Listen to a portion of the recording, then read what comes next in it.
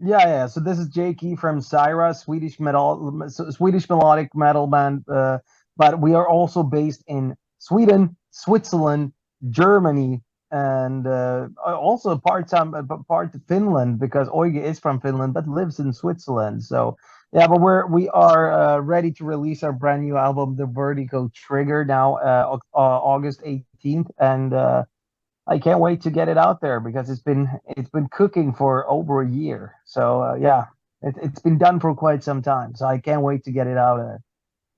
Beautiful. Jake, thanks for joining us today, mate. We've had a few goes at this, so it's good to see we finally got it right. Yeah.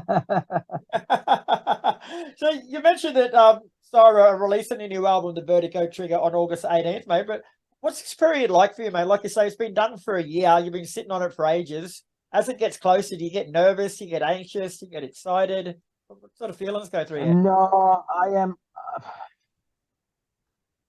There's absolutely some anxiety lingering on, absolutely, because you don't want it to completely flop. The problem nowadays is, like you cannot say that an album is flopping or in the sense because like you can release a fantastic album, but the problem is sometimes that people don't get it. They don't know that it has been released. They can't find it because it's a fucking jungle with releases nowadays. There's so many bands releasing at the same time and people are listening to different platforms, and it's really hard to understand how well an album has progressed because you have Spotify title, YouTube Music, Deezer, blah blah blah, and there's different platforms in all the world, and you tend to just look at the Spotify numbers. While like a band like Cyhra, we're pretty big in Japan, for example, but the Japanese people they don't even use Spotify. So when we go in and check, like, okay, how many people are listening to us in Japan? Oh, it's 48. Wow, what the fuck is happening? And then the record label comes back and 2-3 months later and say that, oh, you sold 10,000 albums. Okay, so they are not listening to Spotify then. You understand what I mean? But absolutely, you're a bit anxious about the reception from your fans, and especially now when it's gone 3-4 years almost since we released the last album, and we've been gone for too long. So it's almost like a comeback album in a way, even though we haven't been gone. It feels weird, but yeah, I'm not nervous or anything like that. It is what it is, but I really just hope that fan base and fans will find the album, that they will like it. Oh. So tell us a bit more about the album from a musical point of view and what you were going for with it. The album, the good thing with this album and the bad thing with this album is that it's self-produced. So because we were writing it during the pandemic, and the good thing with being self-produced is that we had all the time in the world to do whatever we wanted to make and what we wanted to create. The problem with having too much time is that you're going back and you revisit everything and you're changing stuff and you're like, maybe we should do, and all of a sudden you are dismantling your songs that what's good from the beginning into small pieces, and you're trying to rebuild them again for no specific reasons just because you have the time to do that, which which sucks. So pros and cons, absolutely, but um, it was really really nice to have the time, to be able to spend probably 6 months on both writing and producing and recording. The cool thing with this album, as I said in another interview the other day, was that this album usually you make demos and then they take demos to real studio. But the stupid thing with Cyhra is that we all own real studios. I work in my studio every day. That's my work, and Olga does the same in Switzerland. But we always go somewhere else just to get like a second opinion when we're recording. But this time we wrote the songs and we also recorded them properly from the beginning or from the get go. So that was nice. It was new. It was a new experience. I would not know if we're gonna do this on our next album or if we're gonna go somewhere on the next album. But yeah, it was absolutely a new experience. While we're talking about producing your own album, mate, like, that was one of my next questions. Like, Do you find it hard to sort of separate yourself from your music and be objective when you're producing yourself? Yeah, I think that is one of the biggest problems because I produce a lot of other bands, and I write a lot of songs for other bands and artists, and then I am the grandfather, if you understand what I mean. You know, like I am the controller, the guy that knows a little bit better than the guys and girls that I have in my studio. Um, but it's always the same thing for myself. I mean, like I've always worked with Jacob Hansen, and he has been my grandfather. You know, you know what you're doing, but you as a musician like to have that second opinion or someone that is beyond above you, that is the decision maker, that tells you that this take is the final take. This was great. Now we're keeping it, and you're just like, okay, I trust you, and you know, you move on. When you're sitting by with your or by yourself and you're recording, you tend to record something 20 times more, just because you're uncertain about if it's good enough or not. So yeah. And the press release calls the Vertigo Trigger your darkest and most ambitious album yet. Like, how so? First of all, I would like to reverse that question to yourself, and I would ask you, do you believe that that is the way it is? Well, to be honest, I haven't really heard much of your stuff before this, mate. So I can't really. I've got nothing to compare it to. So Okay, that's fair. Uh, I would say that the lyrics are absolutely darker, but when it comes to the music, it has passages that is darker than we've done before. But in general, I would say that the music is, you know, uplifting and gym friendly and you know, sing alongable. Sing alongable. I don't even know if I made that word up the other day, but I think that I is a like it. fantastic word. Sing alongable. But um, uh, you know, everything about Cyhra's music is to bring joy and, you know, to make people just jump away from reality a little bit and, you know, have a fun time. But lyrically, this album is more focused on darker themes. Absolutely.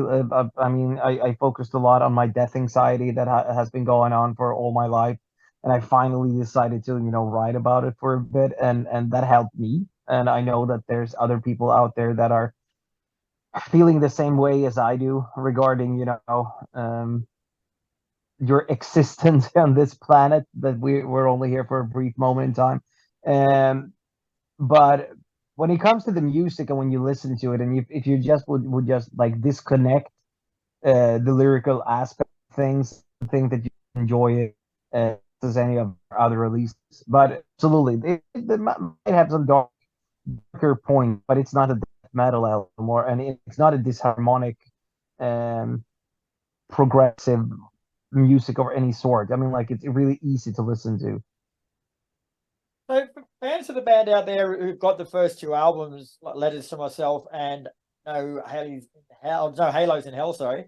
How would you say Vertigo Trigger differs from them? Is it a progression of those, or is it sort of got the same nucleus? Yeah, yeah, but it's absolutely a progression. I think that the Vertigo Trigger now has brought us a bit closer to where we actually really want to go. And I mean, like we haven't changed anything of the formula. I mean, like if you would listen, you said that you hadn't listened to us before this release. But if you would go back and listen to any of the songs in our first album, you would directly hear the connection, and you would hear directly that, oh yeah, this is the same band.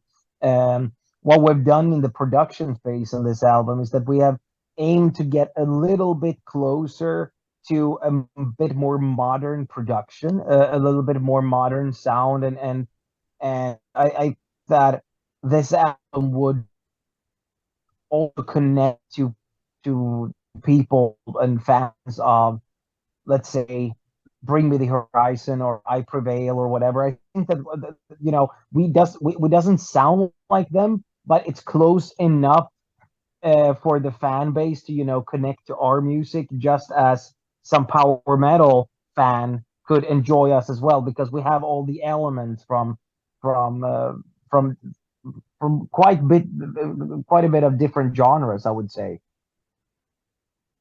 And you've also played the album live on a tour of Japan earlier this year, mate, which is a long time before it comes out. Like that's a pretty unusual thing to do, mate. What was the thought process behind that? Yeah, first of all, the main idea was that by then the album should have been released, right? Okay. Uh, but we realized pretty soon in September last year when we released the first single, Ready to Rumble, that the market was completely overcrowded after the pandemic. Everyone was releasing songs and albums, and also we saw that all the festivals all over the world, um, they were lagging behind on all the bookings through the pandemic, and they were still doing that in 2022. So everything was already fully booked. I mean, like, there's no reason to release an album and you cannot tour on it. Like, it's suicide. So we decided to postpone everything, but the shows in Japan, they were already booked. So we decided to do something fun for the Japanese fans and also for ourselves to actually try the songs live and, make an exclusive thing for our Japanese fans. And as I told you before, we have a pretty huge Japanese fan base. And another cool thing with the Japanese fans are that you could rely on them. I told them every night that, okay, guys and girls, we're going to play new songs. Feel free to film this, but please do not upload it on YouTube. And no one did that, Wow. which was fantastic. Yeah. Anywhere else in the world, everything would be up in 5 minutes or during the show. It would have been live everywhere. Exactly. Yeah, exactly. But no, that was great. And that gave us the opportunity and possibility to try out songs, and yeah, it was great. So yeah, and now we know that songs works, and yeah, we can't wait to go play them live. We're going to play the first show this Friday, actually, Stockholm, in front of 10,000 people. So that's going to be fantastic. Place to start. And this is also your first album to feature new guitarist Marcus Sanderson. I hope I pronounced that right. So tell us a bit about him and what he brings to the band. Yeah, he brings the looks, obviously. I mean, like, we felt that we were stagnating, in our looks, and we needed someone to, bring bring the girls to the shows. So we we hired Marcus. Cool. But he turned out that he's also a fantastic guitar player, and is such a great friend. He's fantastic, and he can play both leads and rhythm guitars very well, and he's also a great songwriter. But most and foremost and most important to us is that he's a great person. What all Cyhra is all about. We really focus on getting a band of brothers, and we've never so far in our almost 7 years now live never had an argument about anything. We are always extremely. It's been. I've never been in a band like Cyhra before. It's fantastic. But Jesper is still on, obviously, in the band as well. It's just that Jesper put himself to play the bass instead. So now when Jesper is coming back to play live with us, he's gonna handle the bass guitar. So that's gonna be cool. Yeah. And Jesper always loved to play bass, and Jesper actually started to play bass, so that was cool. Oh, there you go. Well, speaking of Jesper, mate, like, you started Cyhra with Jesper all those years ago, mate. Like, after both of you having been previously in Amaranth and in Flames, respectively. So, what parts of those bands did you bring to Cyhra, sort of to start as a foundation? I don't think that we ever brought anything from the bands into Cyhra. But being one of the main songwriters in both of these bands, we have our way of writing music, if you understand what I mean.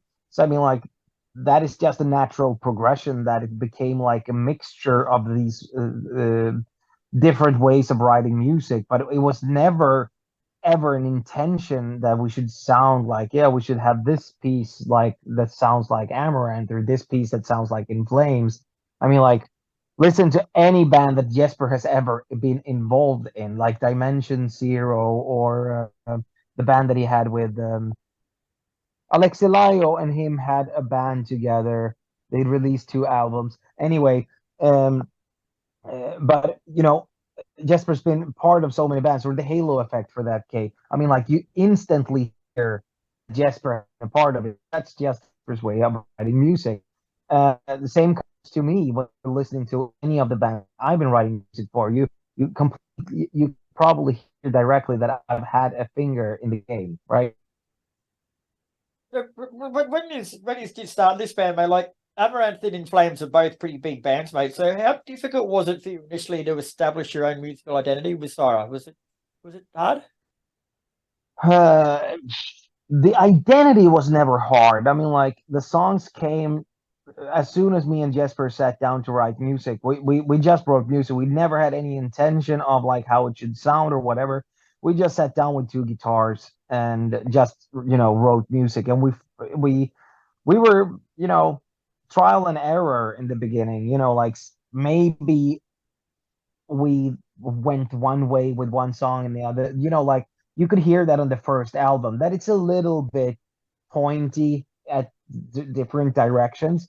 But I think that on No Halos in Hell, you could clearly hear that we found our sound, what we want to do, and the Vertigo Trigger is just a natural progression of our music. But we never had any problems with like finding the identity of what we were going to do. That was probably one of the easiest thing with a band to write music. Actually, it's always all the other things to establish yourself on the market is probably the hardest thing as a new band, and I would say. Very good. All right, mate. Well, that's all I've got for you tonight, Jake. The album, The Vertigo Trigger, is out on August 18th. I'll be doing a review up for it probably in the next week or so, brother. So I'll shoot you through a link to that one when she's done. Thank you very much. I hope that it's not going to get an overcrossed. I can't say, but what I've heard of it so far, I like. So I think we'll be fine. No. You're free to say whatever you want. I just hope that it's I'm always honest, mate. I'm always honest, but from what I've heard, I love honesty, and it was fantastic to talk to you, man. And I hope that we can have the chance to meet in person if we want to Australia. Yeah, most definitely, mate. We'll keep in contact for sure, bro. It's been nice chatting.